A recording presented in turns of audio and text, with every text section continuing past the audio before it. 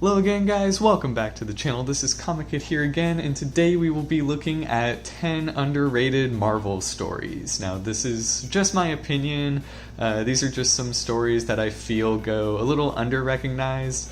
A lot of people might consider them to be good, some might even consider them to be bad, but they are stories that I feel like generally don't get the spotlight, at least in regards to a particular character.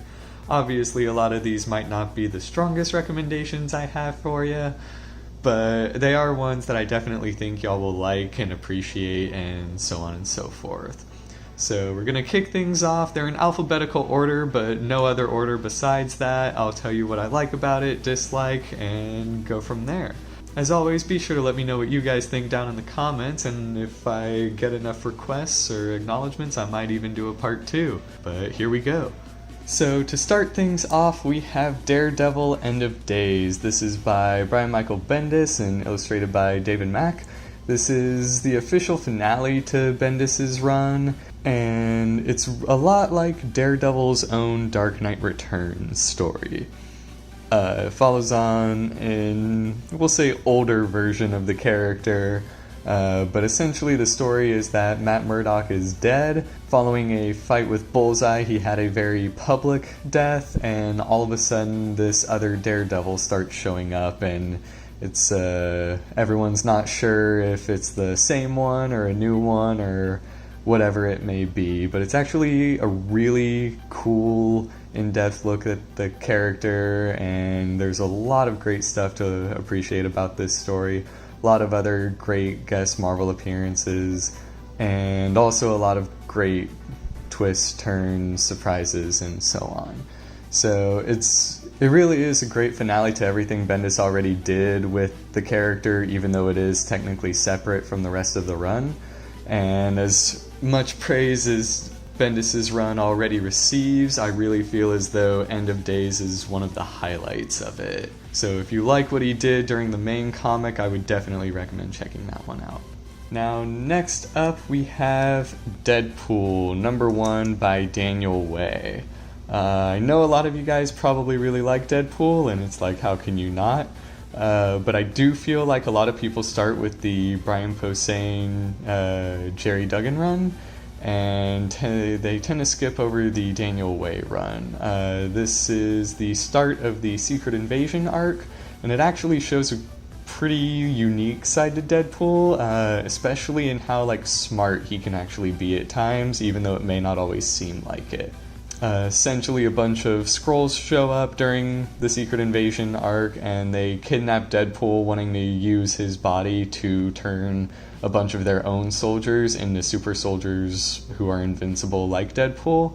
And it's just a really fun look at the character, but also offers a lot of like I said, bit of a clever side to him as well. Some people didn't like that about it, just because it is a bit more serious, but regardless, if you like the violence and insanity that comes with a typical Deadpool comic, that'll definitely be a good one for you. And Daniel Way also wrote the run for quite a long time, so if you do like it, you're definitely going to keep liking it the more and more you read, even if you go beyond the first arc alone. Next up is Doctor Strange the Oath by Brian K. Vaughan. A lot of people know Brian K. Vaughan mostly for books like Saga or Why the Last Man, but his run on Doctor Strange was actually pretty good as well. The Oath is a bit of an origin story. It's not like others, it's not centered on that, but you do still get glimpses of how Stephen Strange came to be Doctor Strange.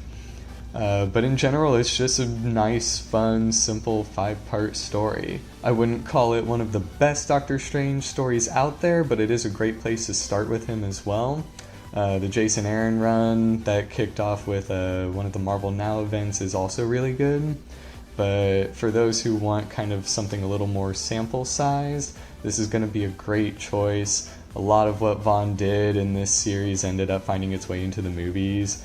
And so if you like the movie, if you like Benedict Cumberbatch's version of the character, this will be a great one to read while also offering something very different at the same time without just simply rehashing the movie's storyline. Now, following Jonathan Hickman's run on Fantastic Four was a monumentous task, but if anyone could have done it, it would have been Matt Fraction, and I definitely feel like he delivered. Fraction's run kicks off the Marvel Now run with Fantastic Four, so this is before they vanished as part of the Secret Wars event, and it's simply a great take on the Fantastic Four. I do wish they had their classic blue and black costumes instead of the white and black ones, but I don't hate them by any means, and the story is so good that it makes up for it. It does tie in very heavily with FF, and it follows the Fantastic Four as they get lost on a journey into space.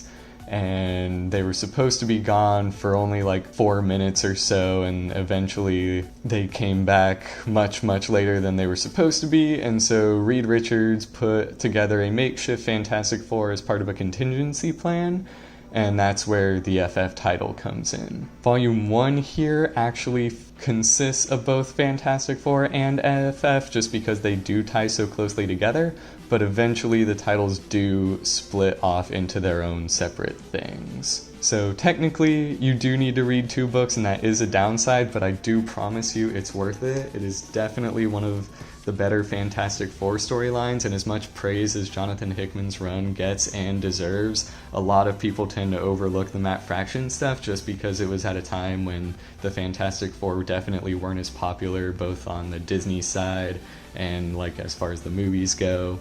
And so it's an easy one to overlook, but it is definitely worth a read. Now, to go back to Daniel Way, in general, I do feel as though he's a bit of an underrated writer to have worked at Marvel, because his run on Ghost Rider was actually very good as well. This is the variant here for number 1, it's the C cover, but the entire run was fantastic. Eventually, it does transition into Jason Aaron as the author, and as I mentioned, his run on Doctor Strange was already phenomenal, and particularly his run on Thor that just recently ended is also great. He is definitely one of the top dogs over at Marvel even now, and I would recommend his run on Ghost Rider, but Daniel Way's especially, like to kick it off, was just as stellar. He brought Johnny Blaze back into the fold after it being Danny Ketch for so long, and it was just really great to see this kind of fresh take on the Ghost Rider mythos. It's dark, creepy, violent, everything you'd want from a Ghost Rider series, especially with Johnny Blaze. Eventually, Danny Ketch does come back into the picture, and they do some cool stuff with that. But again, this entire Ghost Rider run, I would say, is an absolute must-read for any fan of the character. And next up is going to be Iron Fist: The Living Weapon by Carrie Andrews. A lot of people really overlooked this one when it was coming out. It is a 12-issue limited series, both written and illustrated by Carrie Andrews, and admittedly it's not for everyone. Andrews' art style is certainly unique, but I do really feel as though it fits the tone and aesthetic of Iron Fist, especially in this series. Basically, as far as the story goes, Kunlun is back into the picture, and when Danny shows up, it's been desecrated, and it's got a lot of personal ties. It's kind of hard to explain without spoiling it, but while I realize the Netflix show didn't do a lot to help turn a lot of people on to Iron Fist as a character, this is a great story. It's definitely got some ridiculous and over-the-top moments, but it's just a lot of fun, and I really like Iron Fist as a character in general, and so seeing him come back in this manner in such a kind of epic way was just really fun to see, and I definitely recommend it, especially being only 12 issues. Now, a lot of people were upset when Kitty Pryde and Colossus didn't tie the knot, but Rogue and Gambit really was a stellar series, and if you read this, it definitely makes sense as to why those two characters ended up getting married instead. As far as the story goes, the two have to infiltrate a tropical island paradise where a bunch of mutant guests have been disappearing, and so they go kind of undercover and it really helps look at their relationship as a whole, like over the years and so on and so forth as well. Now, I've been a fan of these two characters for a long time, and I've always liked their relationship, so seeing them together for a limited run was right up my alley, and maybe that's why I like this story so much. But in general, a lot of what Kelly Thompson writes is amazing, and if you guys don't like this, I definitely recommend checking out some of her other works just because she's got such a range. This series does take a quick break after it ends and becomes Mr. and Mrs. X, and though that has since ended as well, both of them are just great reads. It's a nice self-contained X-Men story, so if you're a fan of these characters especially, then I would highly recommend you check it out. Now, to get into the Spider-Man books. First up, we have Friendly Neighborhood Spider-Man. This is a fairly recent series. It ended not too long ago. It only ran for, I believe, 14 issues, but it is definitely one of the best and most consistently good Spider-Man stories I have read in a long time. The entire thing is written by Tom Taylor, and in my opinion, the dude just gets Spider-Man.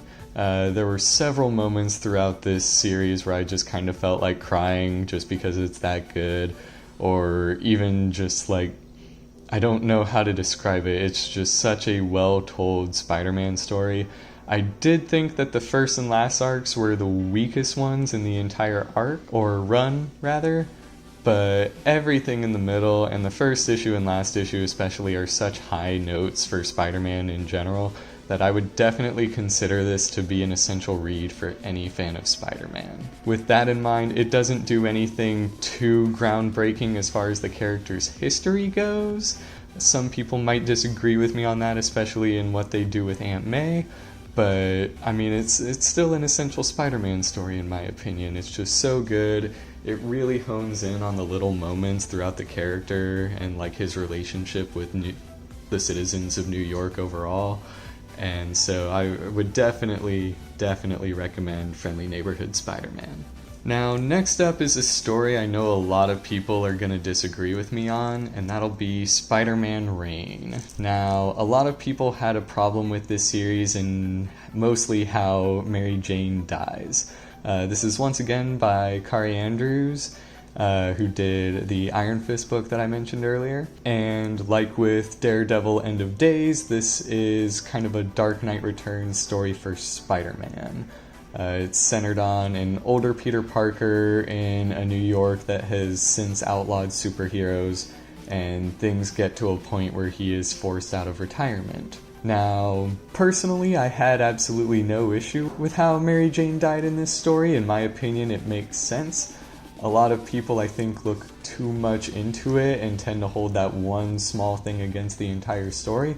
But if you can get past that little detail, it's easily a great Spider-Man miniseries. It is a bit darker than the characters typically depicted, and I know some people don't like their Spider-Man being too dark, but I had no issues with it myself. But it really also offers a great look at like why Peter does what he does, and it's just a great analysis of the character overall. So if you can find a copy, it is out of print at the moment. I do highly recommend it.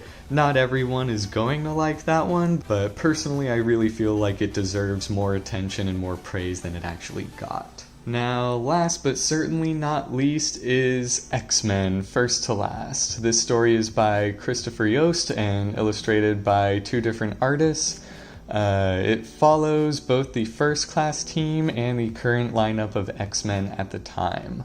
This was the first arc out of a reboot. I'm not sure which volume of X-Men it technically is, but it starts at X-Men number 1, and it is centered around this group that has returned after approaching the original 5 in the past, basically to establish mutants as the dominant race on Earth. And so the X-Men have to fight against them in order to save humanity because they're the good guys and that's what they do. It does feature a wide array of characters. It's not like the best place to start in my opinion. You can, but you might have a lot of questions.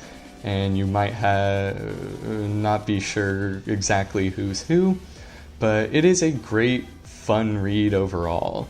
It's not one of the most defining X-Men stories, and there's not a terrible amount of depth, but it's definitely an overlooked kind of hidden gem for the team, in my opinion, and so it's one that I'd recommend y'all check out as well. But that is everything for today, you guys. Feel free to let me know down in the comments section which Marvel stories y'all feel are underrated, and then be sure to hit like and subscribe as well, and I will see you guys again real soon.